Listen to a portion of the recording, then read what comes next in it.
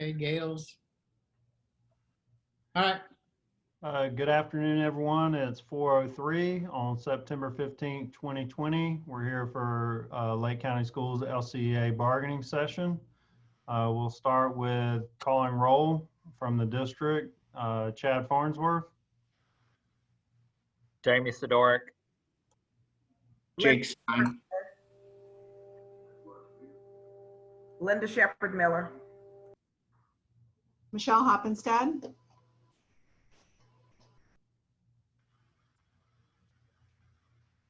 Okay, is that everybody from the district? We've got Scott Ward, our CFO, joining us today also again. And that's the district. All right. Stuart Clyde, LCEA. Kathy Smith, LCEA. Emily Gordon, LCEA. Melissa Newman, LCEA. Tony Beckett, LCEA. Kirsten Olafson.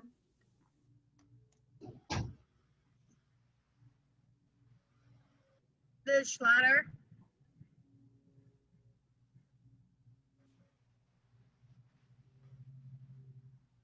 Nicole Rowe, LCEA.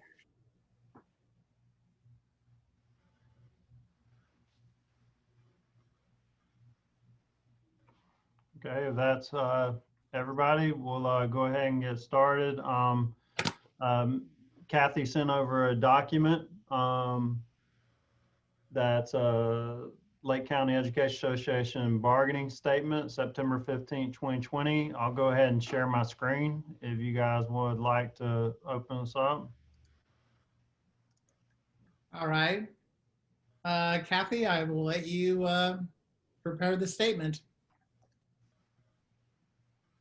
Okay, bargaining statement, September 15th, 2020. Lake County School Board has presented many items to Lake County Education Association during bargaining and other meetings. Again, these items were presented, not negotiated. Impact bargaining should be each side presenting their concerns and working together to assist our teachers and students. Many items, like board configurations, have been implemented without input from LCEA or other teachers. It is stated that these implementations are for students. Teachers will continue to do what is best for their students. So when is something the best for all our teachers? LCEA has presented data, information, and requests to assist Lake County School Board to understand teachers' frustrations, and requests to assist each scenario from Lake County School Board will create more compression issues among our teachers. LCEA has continually asked the Lake County School Board to make teachers a priority. Lake County School Board passed their budget last night without discussing any type of increases for teachers except for the possible $73,219.12, it should be a period there, to the $84,390.37 in their scenarios. These scenarios destroy the integrity of any type of salary schedule. In fact, over 2,500 teachers, that's 83% of your teachers, do not make $44,500. It is wonderful to increase the base salary to recruit new teachers. But what does this say about retaining our teachers? Your scenarios place teachers who have continued to teach in Lake County for 2 to 5 years or more, making the same salary. In fact, someone who has been with Lake County for 10 to 17 years would only be making a couple $100 more than a beginning teacher for their base salary. This is not fair and equitable. We need to invest in our teachers who have been loyal to Lake County. Otherwise, they will leave. HB 641 does not prohibit us from negotiating the 80% or the 20% allocation money. It states to roll the base salary as high as possible and then distribute smaller raises to others. Bargaining in the law means the maximum amount achievable. That does not mean giving one person a $4,350 raise, while another person may receive a $623 raise. How is this equitable? LCEA would like to make a more reasonable and equitable proposal for all instructors. And you can see the short scenarios there. Basically, the base salary of 40,400, there's 398 teachers. Increase of $3,600 would be to $44,000, and then so forth. Basically 40,000 to 43,000 would be a $3,700 increase. 43,000 to 44 would be then the 38. 44 to 46 would be $3,900 raise, and then you would be giving then anybody a 46 to right at 48,000 a $1,500 raise, and then 48 plus would be a $1,700 raise. Nothing in law states that grouping teachers for salary increases is illegal. In Lake County, this grouping will allow more teachers to reach the 47,500 quicker and lessen the compression issue, which will exasperate. Lake County's fund balance increased by almost $15 million. Some of that increase could be used for teacher raises. Furthermore, there is no approval process by Florida DOE. The only approval is the same as any other contract, which is approval by the board and ratification by the bargaining unit members. Lake County teachers have continued to give more and more every year. Teachers are tired, overworked, and underpaid. Lake County School Board and LCEA need to work together to assist our teachers to lighten their load. When we work together, we can accomplish so much more. Thank you. We also added just, I don't know whether you want to show them or not, but the salary schedules that were also in that document, the 3 salary schedules, and that's what I was talking about with, you see the little lines there in the placement schedule that is currently used for AC people. Someone at year 12, or when they come in with experience of 12 years, they're at 44.3. So that's someone coming in with 12 years, you know, they don't get that. The 2015-16 salary schedule, I believe, was at 15-year, I believe. And then the grandfather was at 17-year experience. And that's where I kind of looked at the salaries with, you're talking, you know, 2,500 teachers that don't make the 44.5. And then there would be 2,500 teachers that you're going to be basically all at the same base, which is a lot of teachers at one base.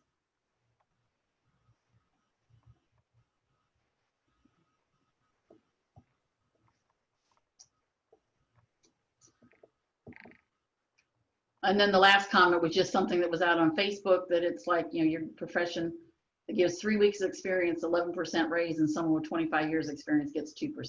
It was kind of sums everything up, as you say.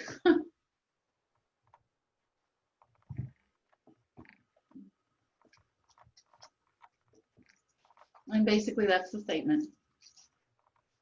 And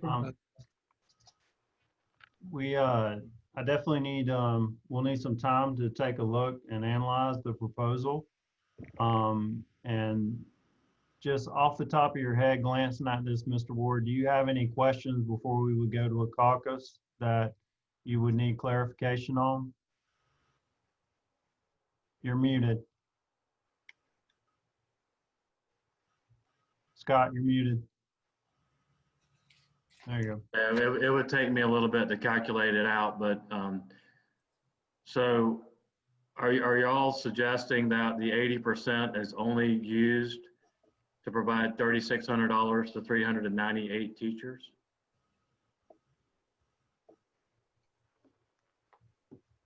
No, we can, the amount is negotiable. I mean, Okay. There's nothing that, Okay, and okay, so which one of these base salaries is the lowest? well, the base salary that's the lowest is obviously the 4,400 that has 398 teachers and would get an increase of 3,600. And then we can negotiate how that 80 is spread out. And remember, the 47.5 is only aspirational, and there's nothing that says in the negotiations how we break it down. And Actually, the law is very specific. The law says that the 80% can only be spent on the lowest point, and that would be the 4,400 with 3,600 added to it. So that's the only one you could use the 80% on per the law. And I can bring it back up and show it to you if you need to see it.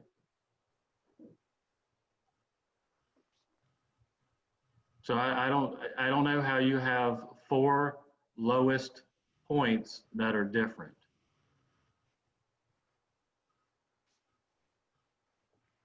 So I mean, I'm open for explanation, but that's what the statute says. You can only use the 80% for the lowest point, to bring the lowest point up as high as it can go, not to band it, not to have multiples, the lowest point. that's, Other counties are banding teachers together in groups throughout the state. Across the state, it's being proposed for districts to do that, but that's not something that's been agreed upon. And if anybody's banding anything, it's for salaries that are beyond the required minimum of 47.5 for districts that have hit that. The term minimum base salary, as defined in the House bill, means the lowest annual base salary reported on the salary schedule for a full-time classroom teacher. And I can appreciate, that you guys have come back with a proposal and the thought and effort that went into that. But as we stated before, we have to operate within the confines of the law. And I mean, what I can't really appreciate is that your proposal is wrapped in, some pretty condescending language, and that it's quite divisive. So that's unfortunate. But at the end of the day, we did not create this law, and it's not the Lake County School Board or the Lake County School District that created the law. It's up to us to roll out a situation that we can start working towards that's legal. So that's what our goal is to get this money that's been directly allocated for teacher salaries into the pockets of teachers in a legal way. And that's our goal. And I would caution against us, this group together, wasting a bunch of time with scenarios that are not deemed to be legal. Now, I would like to add the 20%, you can band all you want. That is absolutely open for banding. And I will also add that the one district that I know that has actually agreed on banding, their minimum teacher salary is over the 47.5 limit for the 80%. So they were allowed to do whatever they wanted to with that money because it was already beyond the maximum level. But districts like ours that are significantly below that number, we do not have that option. It may be offered, it may be proposed, but legally we do not have that option. Because every time we have the opportunity to have money, it goes at the beginning teacher's salary, and we never take care of our veteran teachers. That is a big problem in Lake County, and it should not be like that. No, we follow the law just like all districts are required to do around the state. It's not an issue in Lake County. And I think you guys are knowledgeable enough to know that when money is shifted in our direction in districts across the state, especially in recent years, there have been stipulations tied to them on how those funds can be distributed. And this goes all the way back to the creation of performance pay. And I fully understand your perspective on that. And I understand, the disappointment it's meant for veteran teachers and how it's impacted, future income and retirement numbers and things like that. But that's not a Lake County issue. That's an issue that has been put upon us by us having to follow what the state requires us to follow. And chapter 447 says that all money must be negotiated. And we're still raising the base salary. We're still using the 80% for its intended purposes. And there's nothing in the law that says banding is not appropriate. The law's specific on how the money is to be, especially the 80% should go out. If they went away, I don't think you're ever going to see a law that lists every way that you shouldn't do it. They're just going to tell us the way it should be done. And all we have to do is report to the DOD how we negotiated and agreed to our salary structure. And Mr. Klatt, you'll recall a recent email that I sent to you where the Auditor General's office has had several districts have to repay their best and brightest because they went outside of the law and they used that money as it was not intended to do so. It's like any categorical handed to us by the state. If they come in and audit it and they find out that we did not follow the law, the statute, they will take the money back away from us. Okay, first off, this is not best and brightest. This is something. This is a categorical, and there are several categoricals that they take back. It's not just the best and brightest. So if we misspend any of our categoricals and they come in and determine that we misspend it, they will take the money back from us. Sometimes it's cheaper to pay the fine and do what's best. Not a fine. It's not a fine. It's the entire amount taken back from us. No. So if we misused 100,000, we will have to pay back $100,000. No. If we have a $2 million mistake, they will make us pay back the full $2 million. You're not even going to let me speak? Thank you. First off, how can this be audited? Second off, I don't see a representative from DOE sitting in this room negotiating.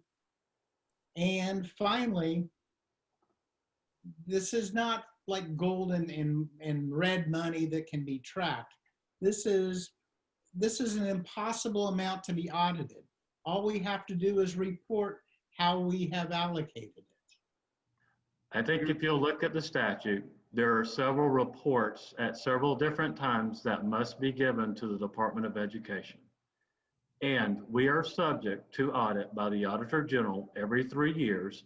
And when they look at compliance issues, such as this, they are allowed to go back and look at all 3 years preceding their last audit.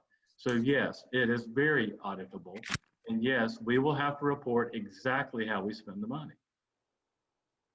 And the Department of Education has weighed in and said that banding does not meet the law. In that one person's opinion. That is the Deputy Chancellor of Education, who is over all of finance and determines a significant amount of policies and procedures for the school districts to follow, including how funds are spent. In the House bill, it specifically states our plan should be submitted first. On December 1st, each school district shall provide a preliminary report to the department that includes a detailed summary explaining the school district's planned expenditure of the entire allocation. And then February 1st, the department shall submit to the governor, president of the Senate, and the speaker of the House a statewide report on the planned expenditure of the teacher salary increase allocation. That sounds like something that is not going to be inspected, or something that doesn't flash as a red light as something that's going to be audited. I don't know what does, because they didn't have a lot of that language included on the best and brightest that spoke so strongly about how it was going to be monitored, and they definitely audited that. So if your suggestion is that we do something that's contrary to the law and try and, wait and sit back and see if they take our money because we broke the law, I would say that's definitely not us doing a really good job at our jobs. Actually, the DOE did try to get written into the law that they did have approval and auditing over how the money was spent, and that portion was voted down out of the law. So the compromise was that school systems only had to report that they were using the money for salaries. All I can read is the law that was passed, and that's the one that we're using for guidance.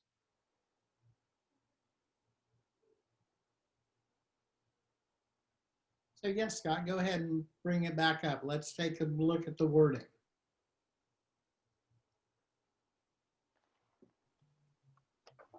Scott, do you want me to hand you hosting rights? Yes, if you don't mind. It'll take me a second to pull it back up.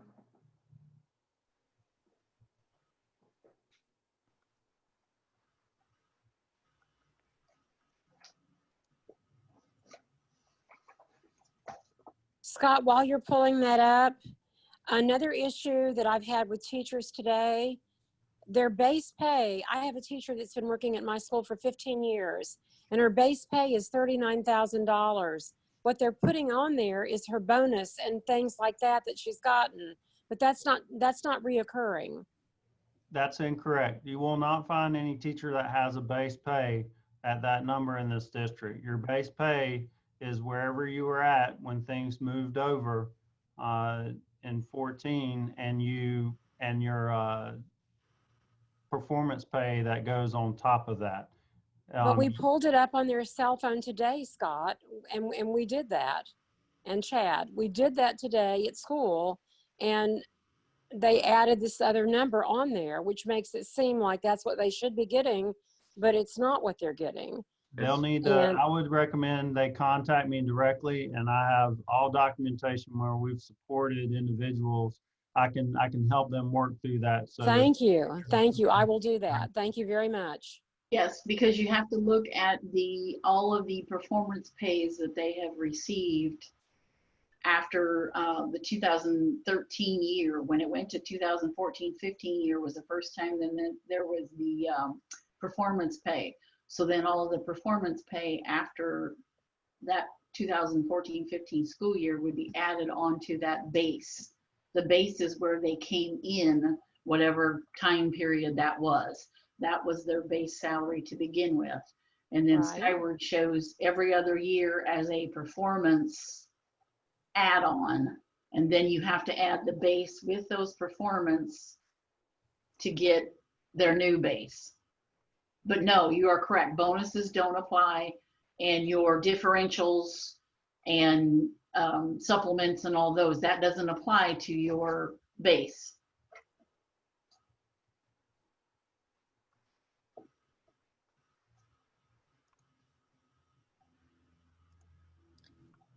And comparing that to the salary that she would receive in Miami if she went back home,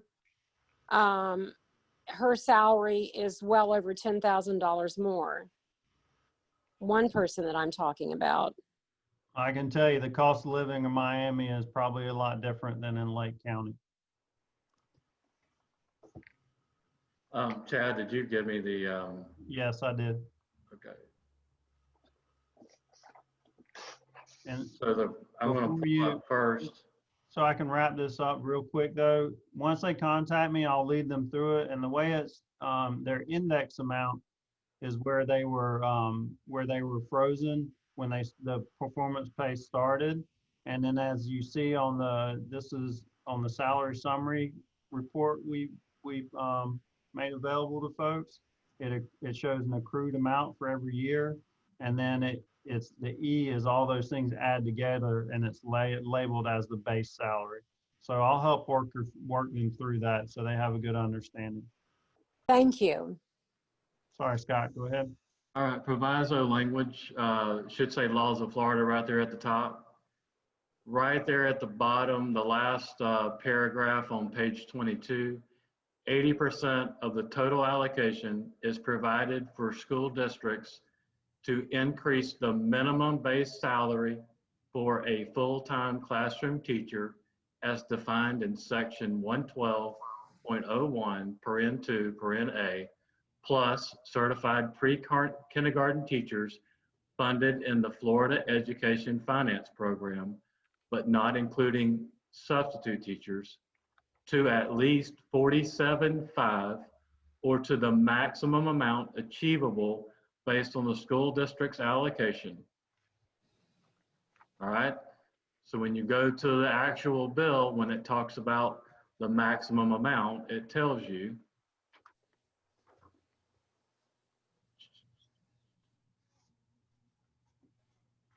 or to the maximum amount achievable based on the allocation as specified in the General Appropriations Act. The term minimum base salary means the lowest annual base salary reported on the salary schedule for a full-time classroom teacher. I can only see where you can only have one lowest point with the law. That does not allow banding.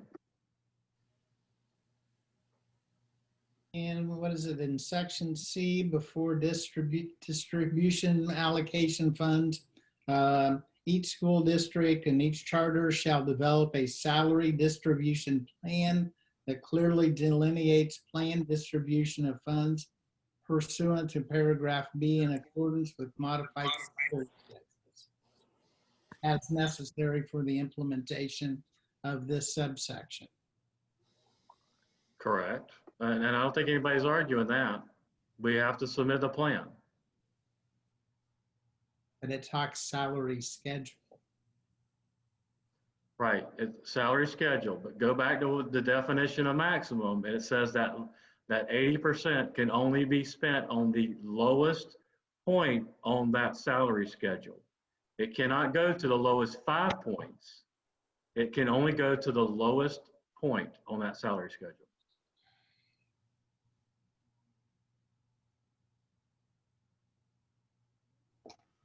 Minimum base salary means the lowest annual base salary reported on the salary schedule.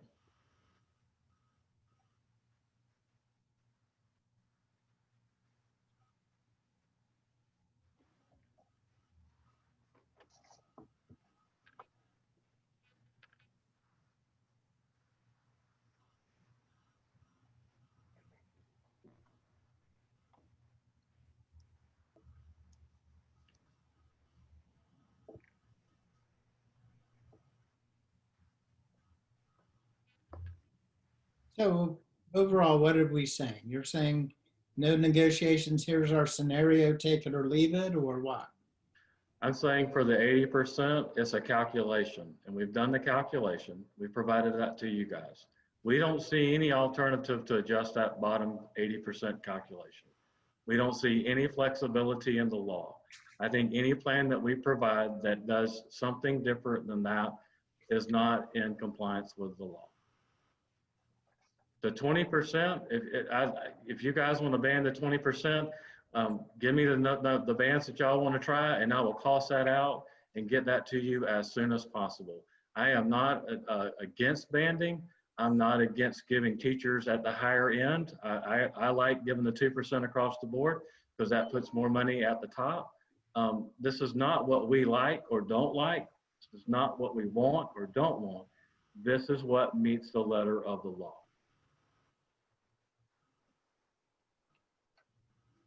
So what I would say is if you guys, there's no take it or leave it or anything where we're pushing you one direction or the other, I feel like it's defined on how the 80% is spent.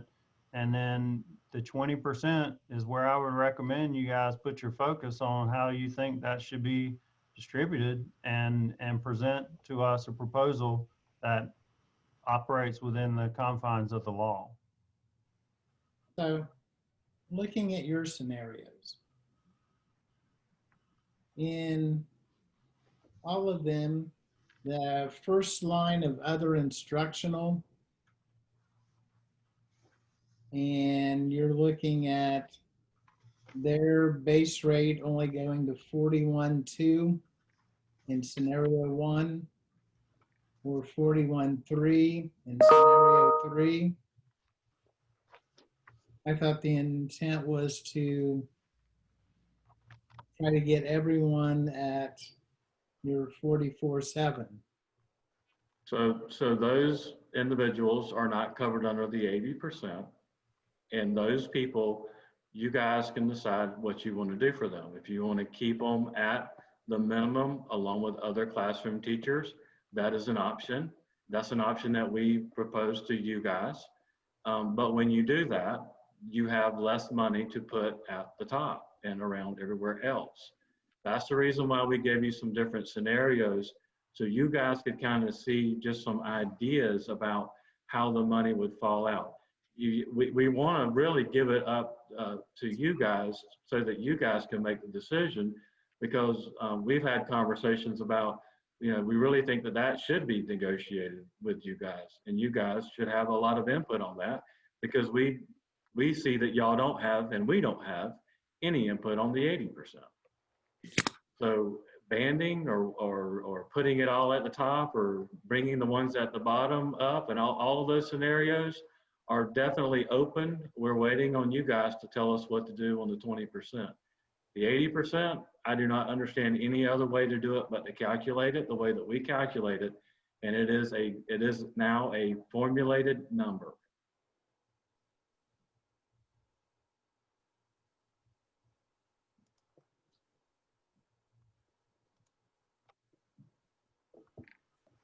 Well, if you raise the base to 44.7, and then anyone who's under that up to 44.7, haven't you done your own kind of banding in that there's going to be more than just the beginning teacher going to that rate?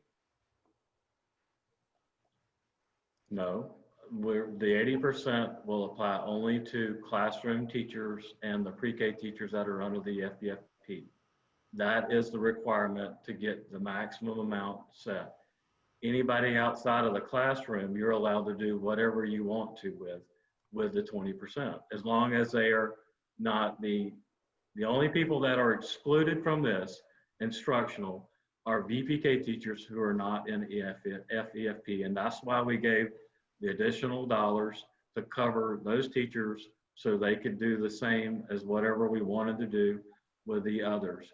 But those teachers that are outside of the classroom, you can ban them. You can put them on a different band. You can move them up. You can leave them where they are. You can give them a percentage increase. Really, the sky is open. Your only limiting factor is the amount of money that's allocated for the 20%.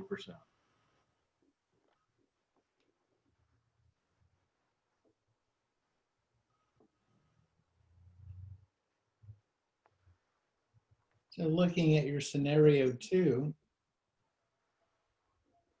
moving beginning teachers, classroom teachers to 44.7, other instructional to 44.7, and it shows that 43 of that increase came out of the 80% allocation.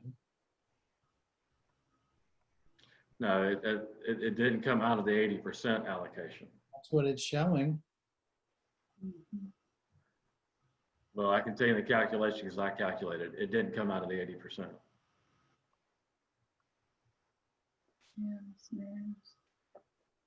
Give me a second to pull up the presentation.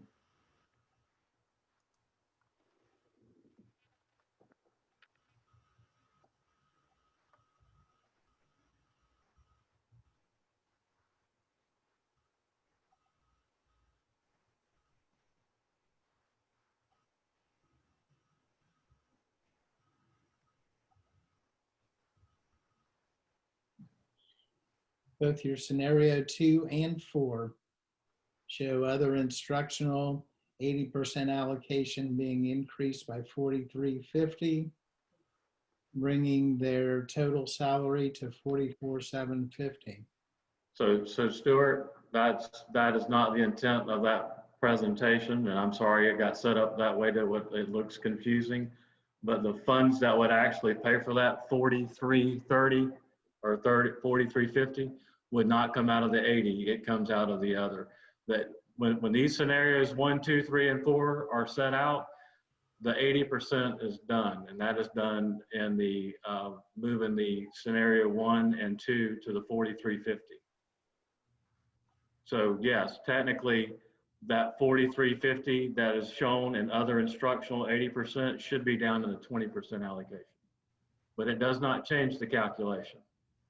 The overall 80% is still being spent just on classroom teachers, and it's to spend on it to get them to the 44.750. And that's what we're doing, is taking that money, spending it on classroom teachers, bringing them to 40, whatever it was, 44. But I'm just looking at this and then even if I go down to classroom teachers making 44.5, you have 250 coming out of the 80%.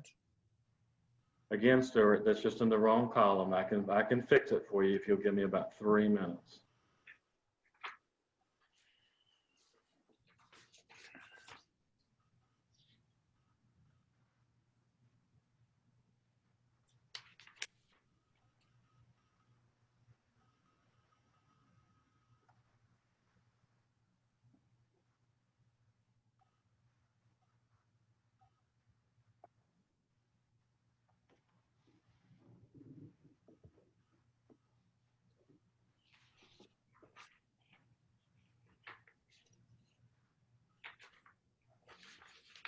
All right, I'm going to share my screen again.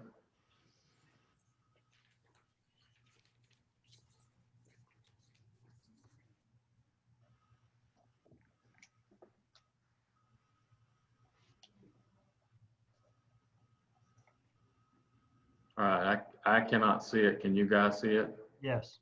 Yes. Yes, we can see it. Okay. So you'll see now that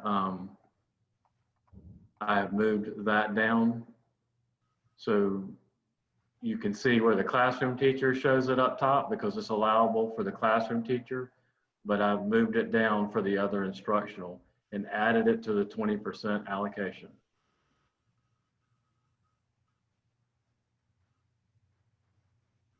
It didn't change their total salary. It just was in the wrong spot. So thanks for pointing it out, but it doesn't change anything. And guys, these scenarios, honestly, if you'll recall last week, I specifically said, whatever you guys want to propose to us and send it to us and we'll cost it out. We're not married to any of these scenarios. They're not proposals. They're just demonstrations of some ideas about how that money would go out in different ways, different methods. If y'all have a different method on the 20% allocation, if y'all want to band it, that's perfectly fine. Just give me the numbers and I can plug it in and come out with what the cost is going to be.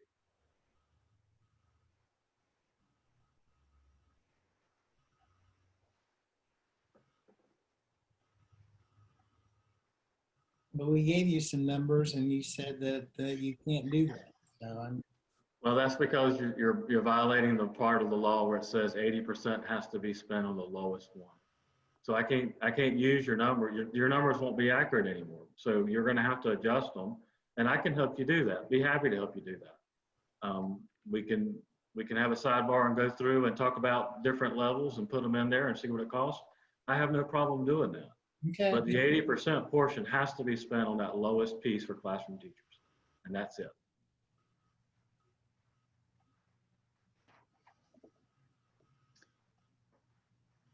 And that would then be possibly then that, what, 398 number that was in the presentation in our statement. Is that the 398 people? No, the 40, I'll have to bring up my presentation from last week. Give me just a second.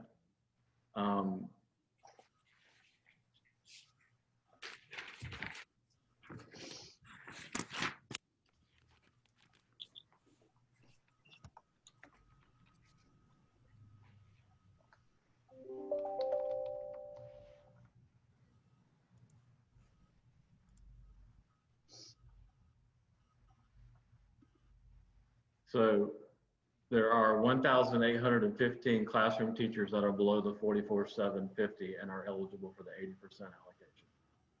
Say that number again. 1,815 classroom teachers are below the 44,750 and are eligible for the 80% allocation.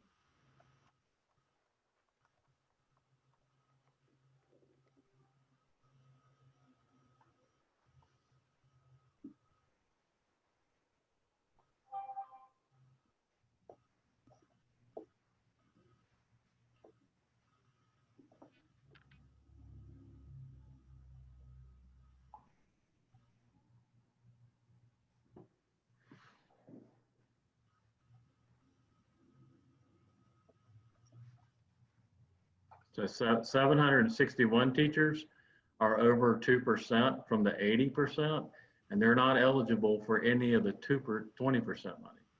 So if you're in the first part and you got the nice big jump, and you're over 2% from the 80% allocation, you're not allowed to participate in the 20%. And we took those out whenever we did our calculation.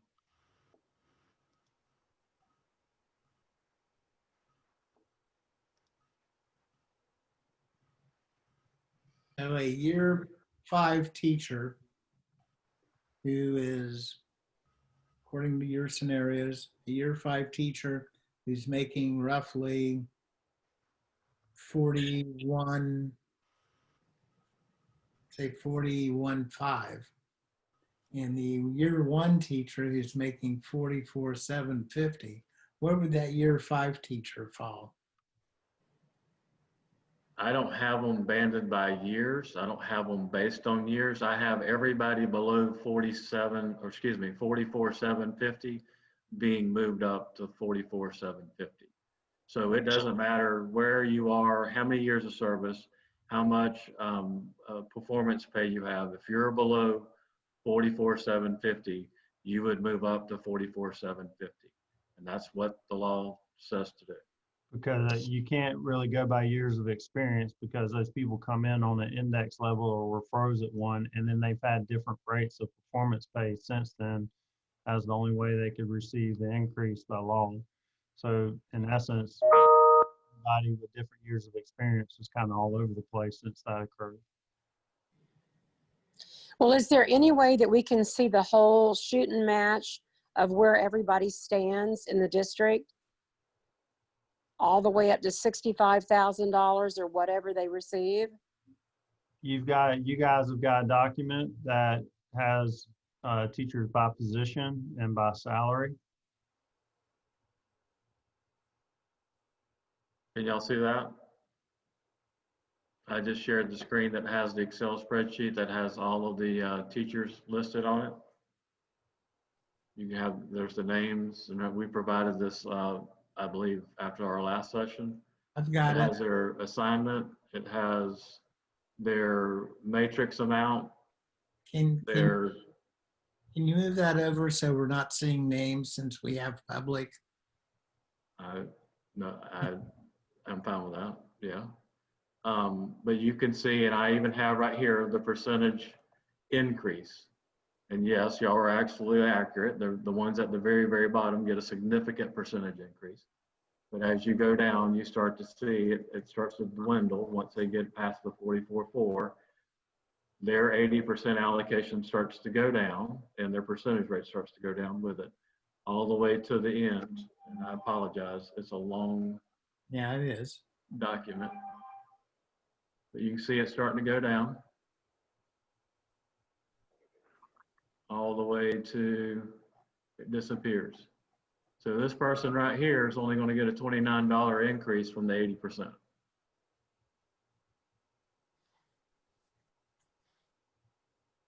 However, they're less than of a 2% raise, so they can be included in the 20%, correct? That is correct. So they can participate in the 2%. So here's the break on 2%. So everybody below this line right here, and I apologize for showing names again.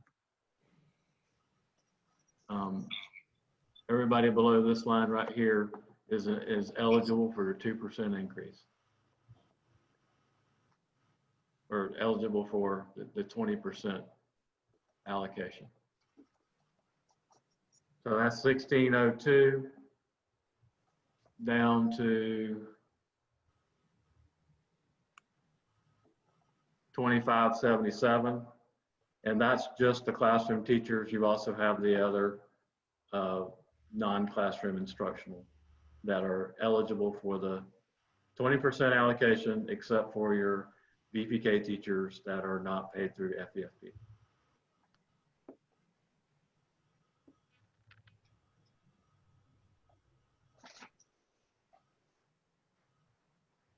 So what about, let's look at different scenarios. non-classroom teacher, they would get the minimum plus what, a raise from the 20%, correct? Not, that's up to what's negotiated. They don't have to be moved to the minimum, but that's up to, I'd say that one of your scenarios, would that be the case?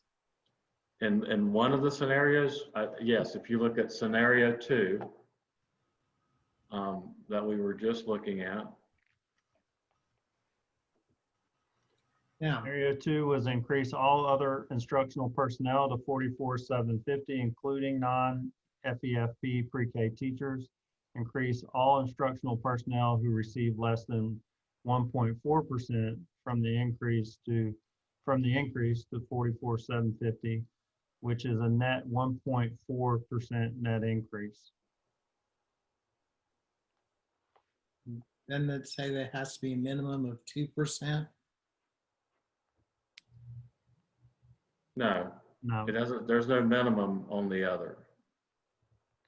There's no, on the 20%, there's no minimum. the 2% mentioned, and that's dictated by law, is if you receive less, if you qualify for the 80%, but receive less than 2% of a raise from the 80%, then you qualify for the 20% also. Okay. Now, this doesn't include any differentials for degrees, correct? Does not. Okay, what about positions like speech and language therapy, where the degree is required for the position?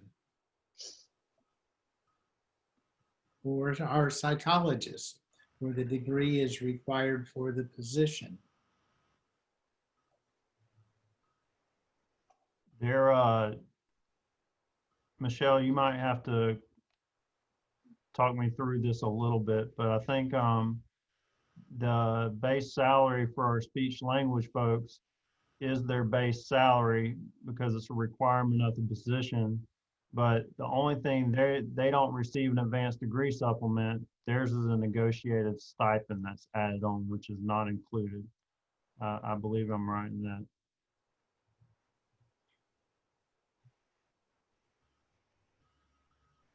I agree, yes. Okay. Okay, so what about psychologists?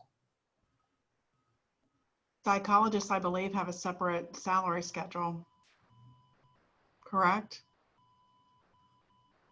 They do have a separate salary schedule. Yes, they do. So what's the beginning psychologist level? 45,925. They're already above that minimum. No, they're not. If the minimum's 44,750. They're below that. 45,925 is your 0 level experience on the salary placement schedule. All right, thank you for the correction.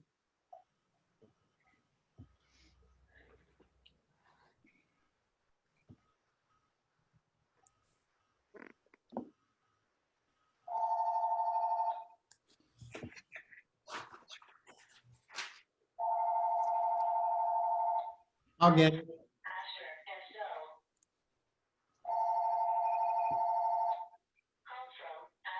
Now, what about some of our guidance counselors require a master's degree for their position, and they're under an instructional schedule.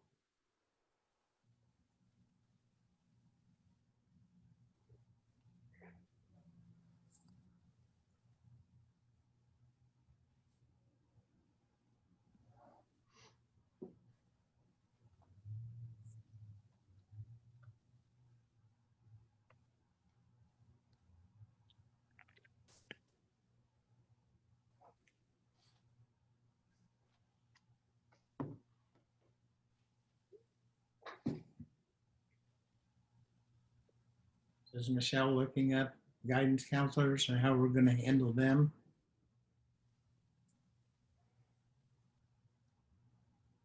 Scott, guidance was factored into your 20% numbers, correct?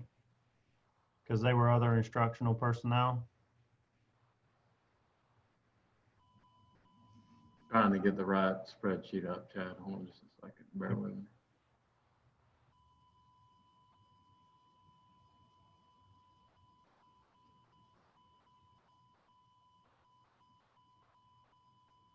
So here's the list of other instructional, and you can see certified school counselors. Let me slide over. I'm not seeing anything right Yeah, now. you're not shared yet. Okay, good. Give me just a second to get back on the screen so I can share. There we go. Zoom does create issues. Certified school counselor, middle, high, middle. You can see they've got degree amounts, but they're not included in their base salary. Just their base salary is what's looked at. But guys, the sky's the limit on this 20%. If you guys want to do something different, we have that. We have more options on the 20%. Other than how much is going to be available and how much is the school's Yep. plan. But we can't give anything to the people that got more than 2% on the 80% allocation, and we can't exceed the total dollar amount. That's the limit. Between there, whatever you guys want to come up with, as long as it is within those two parameters, we will cost it out and definitely take it in consideration, strong consideration. That number is the $1,520,153. I'd have to go back and check, but that sounds right. Scott, there's a piece of it that I'm really not understanding, because Chad said, well, you go to Miami and you can see, you know, that their teachers are making more money because of whatever, and it costs more to live there. But I'm looking at Lake County, and I am looking at our superintendent's salary. I am looking at our administrators' salaries that are far above the norm for the state. And yet Correct. you are what? We are not, administrators are not far above the norm for the state. I'm not sure how that's related to this topic. I'd hate for us to head down a rabbit hole here. So can we keep progressing? Well, I really don't want to go down a rat hole, but what I want to do is understand, in what real world do you give beginning teachers who have no experience a 13% raise, and veteran teachers who have not gotten what they've been promised for loyalty to Lake County schools, the $6,500 that they tossed in the trash and you never get it for the rest of your life, and you're going to give me a 2% raise on this game? I'm not understanding it. And there's so many people in my position. I recommend you contact your local legislator.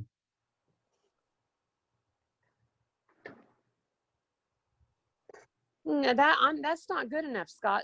Scott or Chad, Terry, because I'm counting on you to represent me fairly. I guess my point is, we've gone down this road a million times and had this discussion, so everybody knows your point of view on it. And I don't want to waste any more time spinning our wheels over something that's out of our control when we are starting to move in a direction of progress here within this bargaining session.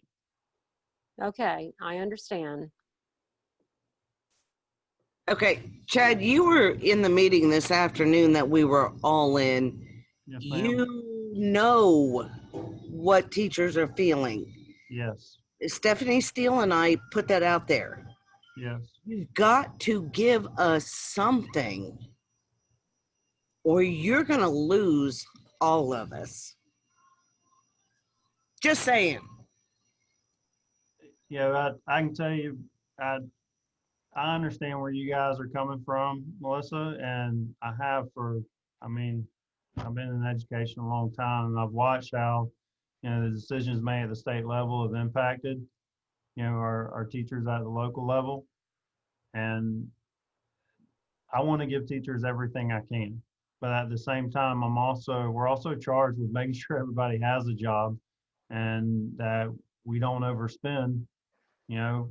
what, Exactly, Chad. And your job is to protect the district. But you have teachers out there who are sacrificing. You gotta throw them a bone, okay? We talked about this at this meeting earlier today. You know, I mean, Stephanie and I put it out to all of you what we are going through, the hours we are spending beyond contract time. It's time to either pay up or shut up. I mean, seriously, the arguing back and forth is not getting it. We've got to start negotiating, okay? Offer something and let us offer back. Let's work together and let's do something for everybody. I mean, I've sat here now for an hour. I'm ready to go home. I'm tired, but the focus of today's bargaining session is to work on the House Bill 641, the funds that were provided by the legislature to get this accomplished. And I'm not exactly sure what's going on now. I would just follow up that I think Chad and I both, we've had this conversation, we've talked about this. We're both agreeable that the 20% really needs to be guided by you guys because you speak for the teachers. And if you guys want to band the 20% and put it higher up, I don't think we have a problem with that. Now, if it was completely messed up, we might question it, have a conversation about it, try to negotiate it. But if y'all want to put a higher percentage at the top and a lower percent at the bottom, I don't think anybody here is arguing against that. We're open on how you guys want to spend this last 20%. We just need some numbers so we can crunch them to make sure that it works so that we can move forward. Speaking of that, Scott, then is there a way then that, because I know that Chad had sent an email before offering for us. So if Stuart and I would come over and talk with you and or with Chad, some different scenarios then on this 20%. And then that would be for this amount, but then hopefully we could also add possibly something else later on then for other monies, hopefully later on that we could still negotiate through the Lake County funds at that point. Because right now we're just talking the TSA allocate, the allocation from the state. Yeah, I think Chad made that very clear last time when we were discussing this. And I offered specifically to meet with you guys. And I believe Chad also reached out with a second email after that too. Yes, please. Yeah, we were a little crunch there between last week and this week to do exactly. this today. I understand. I spent a whole weekend doing an AFR, so I get it. So yes, please. We see the deadline. We see the urgency. We think that the only way this is going to get worked out is for us to sit down and crunch numbers. And so, absolutely. Yeah, it's an open invitation, and I think, Kathy, that's a perfect transition back from I hear Melissa and Terry's frustration, and that translates more into what you're saying, the continuation of bargaining with where we're talking general funds. For this specific purpose, so I think it's wise if we do get together and work on scenarios so you guys can come with numbers and we can feed those into Scott's sheets and see what we can come up with.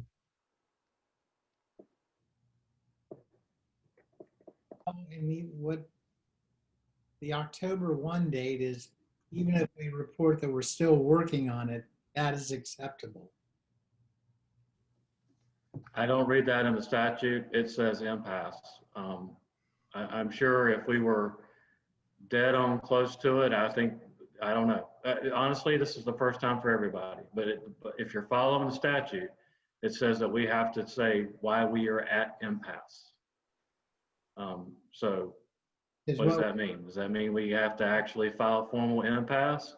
Or do we just say, we're still working on it, we're close, we're just, give us a we can 2-week extension or something like that? But honestly, guys, if we need to meet tomorrow morning, I'm ready.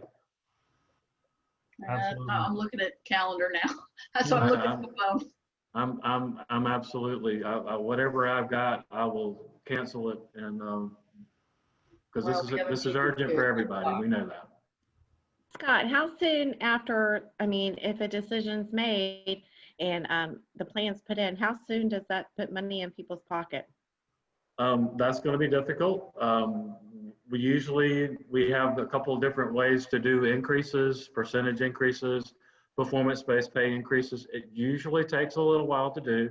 These are going to be a little bit more individualized increases because we have a large group of various paid people that are all moving to one spot. So you can't just say, here's a flat rate for everybody. You can't say, here's a percentage for everybody. But we're going to work, we're going to work as hard as we can to get it in teachers' hands as soon as possible.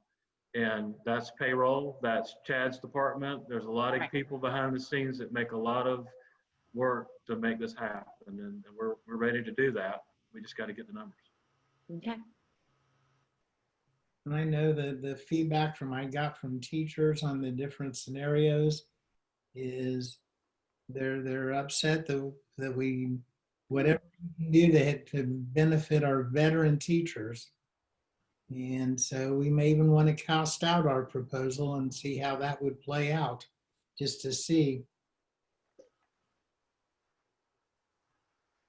Kind of piggybacks off of what Kathy was asking. I understand that we're working, trying to come up with a solution for this House bill, but I also know that there hasn't been, any raises from Lake County of any significance. Is there a reason that you couldn't negotiate? There's a reason why we can't negotiate this and negotiate whatever monies are available in the general fund, so you could have a package that's all together. I don't think there's anything that prevents that, but I can tell you the timeline that we're working on and what I'm authorized from the board at the moment. I've not been authorized to negotiate any further funds. Well, is there a way that you can ask for that? Because I think one of the issues that you have, and I'm not trying to beat a dead horse, but we have a teacher at our school that intentionally left, and she came back and she's got a raise. And I think, she's an awesome and she's a personal friend, but a lot of teachers are doing that. And I think one of the issues is if you've got the teachers, and most of us don't really understand all of the workings of the calculations because we're not the mathematicians. But if you can sit there and you can use whatever calculations that need to get done, and we work on that 20%, but then you can sit there and also give us some type of a general fund that you're willing to add to the pot. I think that when they're looking at these raises, it's more palatable. They don't care where it came from. But the problem is by not doing anything except doing this, then ultimately, we're constantly talking about relationships over rigor, and we're always talking about loyalty and that kind of thing, but yet it always seems to put it back on teachers that they're supposed to kind of, wait and pray kind of thing. So is there any way that you can ask them? I think that we can have executive session and we can talk with our board. But I can tell you, a lot of what the viewpoint on this money is that unfortunately the legislature rolled it into something with guidance that it has, in a way, it has to be spent instead of giving it to us in a BSA where we had the freedom to negotiate it more freely. But, you know, I I think, understand what you're saying. I'm just saying that I understand that where our hands are kind of tied for that 80%, but I'm just saying that the majority of people don't see, you know, it comes from this pot or it comes from this pot. But I think if you can negotiate something that is palatable for everyone, it makes things go a lot easier in the first place. And I think that for all the things that all of the teachers have been doing, I mean, between, you know, the tech for Lake Live and they've been very flexible. And I just kind of think that if there's a way you can roll some of that money in, it would make things a little bit better for the morale of the county, if you will. well, I think, you know, while we also have to keep in mind from a district and board standpoint, we've also got 2,000 other employees in this district also who have made a lot of sacrifices. And the board charges me with negotiating and working with them also. And when there's been, you know, close to $7.2 million dedicated to improving teacher salaries, you know, that's not just a drop in the bucket. That's a significant amount. So, and I understand that, but what if I'm hearing you right, what you're kind of saying but not saying is, because the state allocated this money towards teachers, regardless of what group of teachers it is, what you're saying is there's no intentions of you adding anything to the pot at a later time? at this point, I'm not authorized to add anything to the pot. Okay. And, you know, the way this works is you guys make proposals, and then we cost out proposals and talk to our board at executive session. But it's like, no matter it, and from what I've experienced since I've been here, is, you know, a lot of the proposals that are put out there, and our proposals are the ones that wind up getting beat up and beat around as the only ones that really surface once it gets down to heavy negotiations. So I would recommend, you know, we get this money done. And like I commented last time, I'm sure you're not going to let me forget how much went to who, and we continue the bargaining process. But at this time, no, I'm not authorized to spend any additional money out of the general fund. I just think there's a lot of people, a lot of teachers, and it doesn't make a difference if you're brand new, you know, 1 year or 10 years. The reality is we haven't had a contract, and that's problematic. But thank you. Okay, I'm available Thursday morning or Friday morning.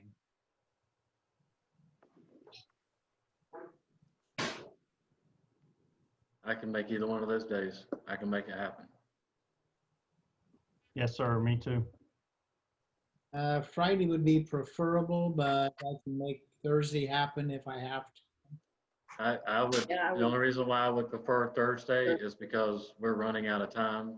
That's what I was gonna say. Let's do Thursday so that then we can get out some more information possibly to our people. If we had scenarios that we could possibly kind of get some input from other people.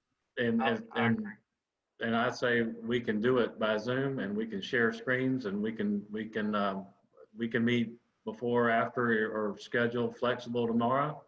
I'm just, the only reason why I say that is because I think the sooner we get our numbers and get it out, the better for everybody. Well, we're busy in the morning tomorrow. So, Okay. and tomorrow afternoon at like 2:30. So we would only have like from 12:30 to 2:30. Well, if y'all want to try it, I definitely would be open to that. Pushing it, but we could do it. But yeah, and if we need more time, we need more time. If we get it done, we get it done. That's a Good. Stuart. We'll make it work. Thank Alright. you. I appreciate it.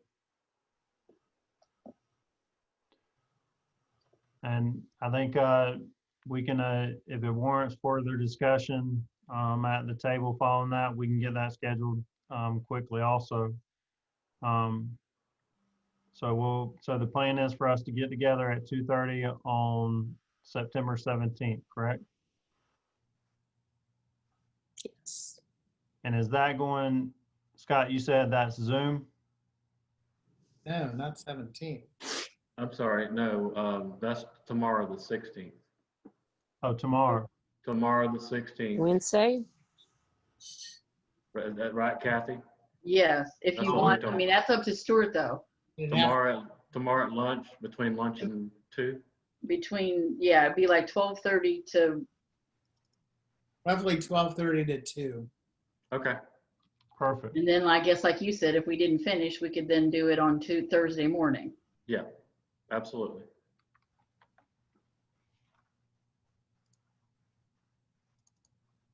Okay. All right, guys, we will plan to meet with you guys at 12:30. I'll set up and send the invite. All right. Do we want to put another bargaining date on the books so that we have it? We don't have to wait on setting that while we're all here together?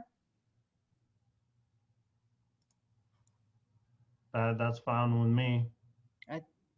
Just makes sense when we're all here together, because tomorrow is not going to be a final decision-making Yeah. day. So It would probably have to be the 21st, 22nd, wouldn't you believe? What do you think? Now there's a school board workshop the morning of the 21st. Yeah, that's not good for us. But you could do 4 o'clock probably, like we did today. Yes, I don't have anything that late in the afternoon, so yes, we could. Because if it was bargaining, we'd have to do it at 4 o'clock or later. Correct.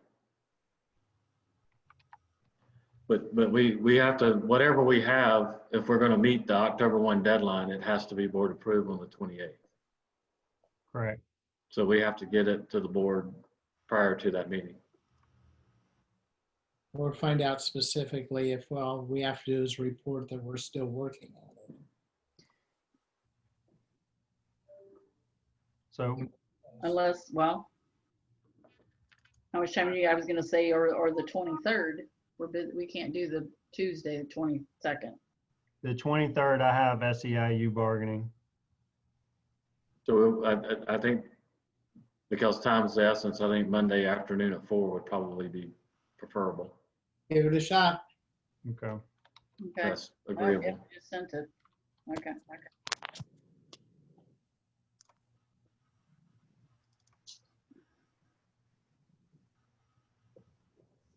All right, anything Fine. in the order right now? Nope. No. All right. Okay. Well, that concludes today. Well, it is 5/17, September 15th, 2020, and that concludes today's session with Lake County Schools and LCEA bargaining.